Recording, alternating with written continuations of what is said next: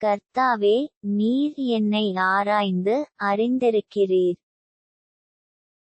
என் உட்காருதலையும் என் எழுந்திருகுதலையும் நீர் அறிந்திருக்கிறீர். என் நினைவுகளை தூரத்திலிருந்து அறிகிறீர்.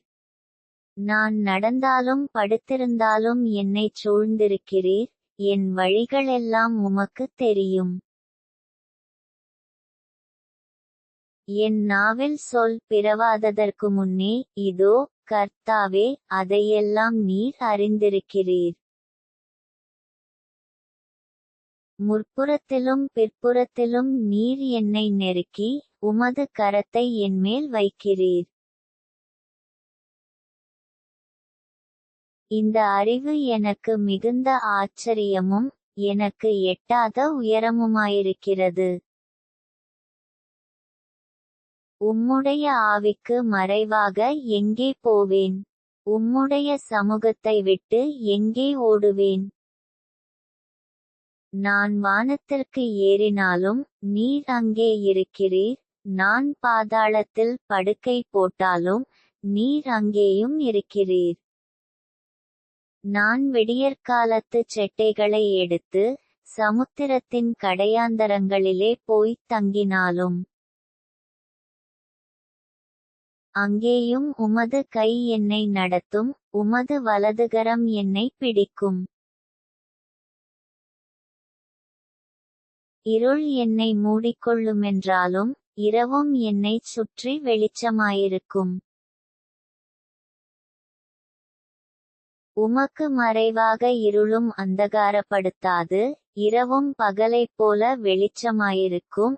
உமக்கு இருளும் வெளிச்சமும் சரி. நீர் உள்ளிந்திரியங்களை கைக்கொண்டிருக்கிறீர். என் தாயின் கர்ப்பத்தில் என்னை காப்பாற்றினீர்.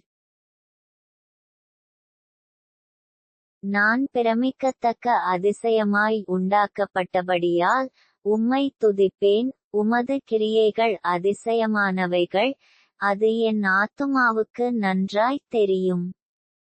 நான் ஒளிப்பிடத்திலே உண்டாக்கப்பட்டு பூமியின் தாழ்விடங்களிலே விசித்திர வினோதமாய் உருவாக்கப்பட்டபோது என் எலும்புகள் உமக்கு மறைவாயிருக்கவில்லை. என் கருவை உம்முடைய கண்கள் கண்டது. என் அவயவங்களில் ஒன்றாகிலும் இல்லாதபோதே அவைகள் அனைத்தும், அவைகள் உருவேற்படும் நாட்களும் உமது புஸ்தகத்தில் எழுதியிருந்தது. தேவனே, உமது ஆலோசனைகள் எனக்கு எத்தனை அருமையானவைகள்! அவைகளின் தொகை எவ்வளவு அதிகம்! அவைகளை நான் எண்ணப்போனால் மணலைப் பார்க்கிலும் அதிகமாம். நான் விழிக்கும்போது இன்னும் உம்மண்டையில் இருக்கிறேன். தேவனே, நீர் துன்மார்க்கனை அழித்தீரானால் நலமாயிருக்கும். இரத்தப்பிரியரே, நீங்கள் என்னை விட்டு அகன்று போங்கள்.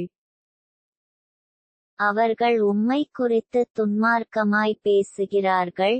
உம்முடைய சத்துருக்கள் உமது நாமத்தை வீணாய் வழங்குகிறார்கள்.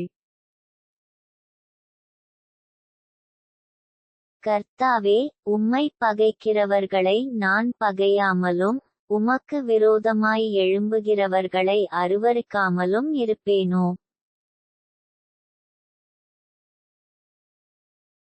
முழுப்பகையாய் அவர்களை பகைக்கிறேன். அவர்களை எனக்கு பகைஞராக எண்ணுகிறேன். தேவனே, என்னை ஆராய்ந்து என் இருதயத்தை அறிந்து கொள்ளும்.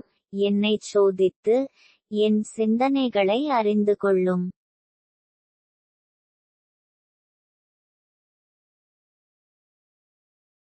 வேதனை உண்டாக்கும் வழி என்னிடத்தில் உண்டோ என்று பார்த்து நித்திய வழியிலே என்னை நடத்தும்.